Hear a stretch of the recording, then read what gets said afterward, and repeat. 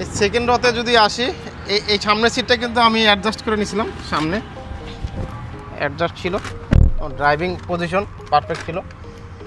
এইটুকু পাবেন সামনে। আপনার যদি মনে হয় যে কনজাস্টেড, এটা আমার একদম মুখের কাছাকাছি থাকে সিটটা, এরকমই মানতে হবে, আমার এখানে কোনো উপায় নেই। যত ক্রস ওভার এসইউভি নিলে আপনার কম্প্যাক্ট এসইউভি হলে তো এরকমই হবে, এইগুলো আপনার স্যাক্রিফাইস করতে হবে।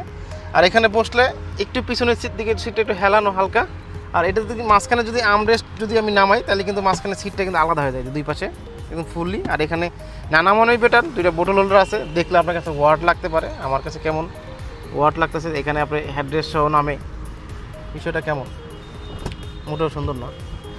আর এর কিন্তু সাইডে সবই কিন্তু প্লাস্টিক পাবেন, জেট প্যাকেজের গাড়ি, তারপর কিন্তু প্লাস্টিক এগুলো। আর এখানে আপনার একটা কেমন অন্যরকম ফিল দিবে আপনাকে, নর্মাল গাড়িতে আমরা যেরকম দেখে অভ্যস্ত, মোটেও সেরকম না। সবথেকে বেস্ট পার্ট হলো এটার আপনার ব্রাউন সিট, এটা দেখলে ভালো লাগে। আর আপনার কিছু তো কনসিডার অবশ্যই করতে হবে। আর সিলিংটা কিন্তু আপনার হোয়াইট, আর এখানে লাইটগুলো কিন্তু এলইডি লাইট, তবে আপনার হ্যালোজেন লাল আলো দিবে।